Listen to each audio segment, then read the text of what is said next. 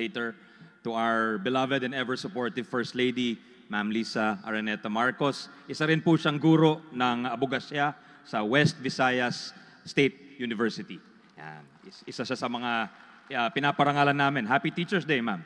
At sa ating napakagaling na political leader, ang Speaker ng House of Representatives, Speaker Martin Romualdez. Sana daw madagdagan yung budget ng Department of Education, Mr. Speaker.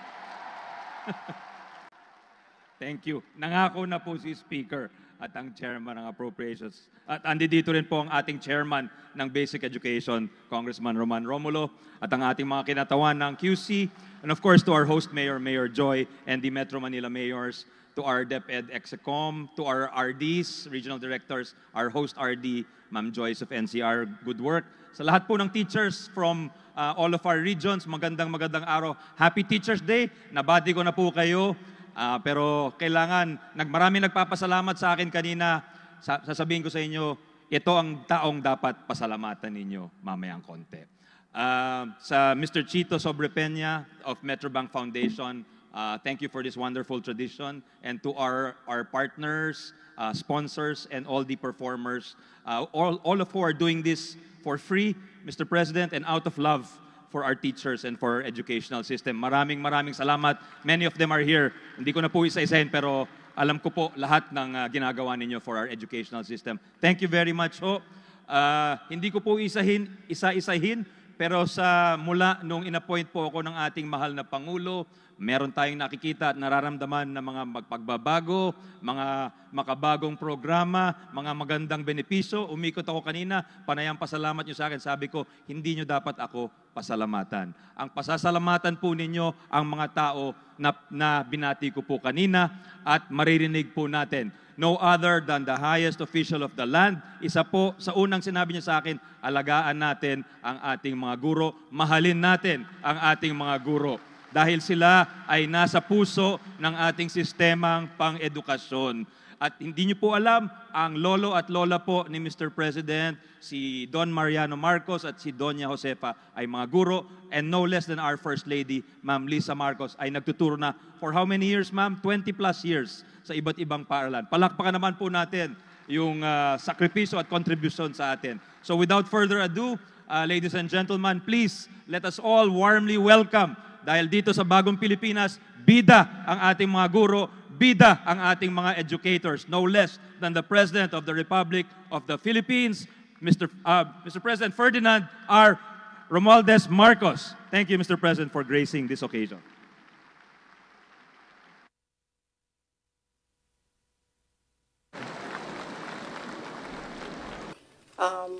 We will see.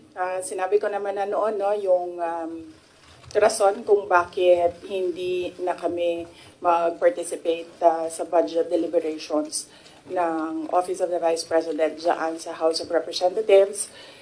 Dahil nga sinabi ko na dalawang tao lang naman yung nagde-decide dyan, Congressman Zaldico and Congressman Martin Romualdez. At sinabi ko din yung proof ko kung bakit sila lang dalawa. And may paper trail yung sinabi ko against them. Sa 700 million, we will see kung ano yung maiwan, and then we will work around that budget of the Office of the Vice President. Pero definitely, tutuloy pa rin yung trabaho, anuman ang budget ng Office of the Vice President. But then again, ma'am, hindi pa naman po yung final kasi di ba meron pang sa Senate. So, hahabulin nyo ba, ma'am, sa Senate? Kayo ba ay magpapakita na doon during the deliberation? Yes, meron. Nag-aantay kami ng schedule galing sa Senate for the plenary budget hearing ng Office of the Vice President. So, a-attend kami doon. Pero wala na kaming expectation na mahabol pa yan. Kasi nga, sinabi ko doon sa interview ko, pagdating sa bicameral, kung nasaan nandun na yung dalawa, the Senate and the House of Representatives, wala ding nasusunod doon except si Zaldico at si Martin Romualdez. At ang example ko niyan ay yung attached na list, no, sa classrooms ng Department of Education, na kahit pa man tinanong ng mga senador, nandun pa rin siya sa final draft, and nandun pa rin siya. sa General Appropriations Act. At ang isa pa doon, na example ko sa inyo, na sila din naman ang nasusunod doon, yung kaguluhan nila at sagutan nila sa AKAP. Wala yung AKAP, di ba? Nakita na lang nila yung AKAP sa bike camp. At sinasabi ni Zaldico, hindi, pumirma ang mga senador eh. So, yun yung example ko na, yun yung proof ko na dalawang tao lang nasusunod dyan. Si Zaldico at si Martin Romualdez. But despite that, ma'am, sure na yung inyong attendance po sa Senate deliberation. Yes. Kahit alam mong if worst come to worst, talagang yun lang makukuha ang budget ng OVP. Opo, oo. Sigurado yung attendance namin. In fact, kahapon, na-discuss namin dyan sa chief staff na opisina kung ano yung date para ma-block namin yung date ng plenary ng Senate. But apparently, wala pa daw mga schedule, so nag-aantay kami. Alright. Ma'am, last po, yung show cause order po na pinalabas po ng Committee ng Good Government sa ilang mga OVP officials po. Opo, nabanggit kanina noong nagmo-monitor ng hearing na meron ng show cause order yung ibang mga personnel ng Office of the Vice President. Sabit lang namin sa aming legal dito sa OVP, meron naman kaming legal division, and then we will ask our lead lawyer to come up with a legal opinion. Next, there's a follow-up question from Bea regarding the OVP budget. Hi ma'am, good afternoon po. Bea Peniza from Bomba Radio po. May I ask po ma'am, given the budget nga po na 700 million, napatak po tayo sa mga ganong digits, sa paglilibot nyo din po kasi sa mga lalawigan, ano po yung mga urgent matters or urgent concerns na napapansin nyo na kailangan talaga ng mga sambayan ng Pilipino, and paano nyo po ito mafulfill given that budget po?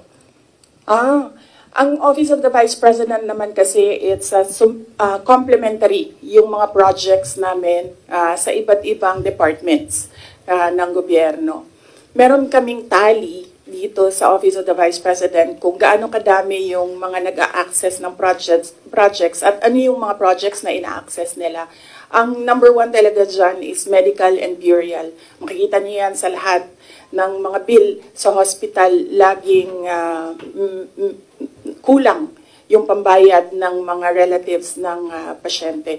Yan ang number one. And then number two is financial assistance, yung mga hingi nila na augmentation sa kanilang pang-araw-araw. Minsan panggastos, minsan pangbayad sa kuryente, minsan pangbayad sa upa ng bahay, minsan naman humihingi sila kasi nagkukulang na yung pangbayad para sa paaralan, eskwelahan ng mga bata. So iba-iba yung rason nila, pero the same yung request nila, financial assistance. And ang sunod niyan is yung request, hindi lang ng mga taong bayan, but ng mga local government units or even mga barangay officials. Kapag merong disaster, humihingi sila ng tulong para sa pagkain, food and non-food supplies ng mga biktima ng calamity. So yun yung top 3 na lagi naming ma-encounter na hinihingi sa Office of the Vice President.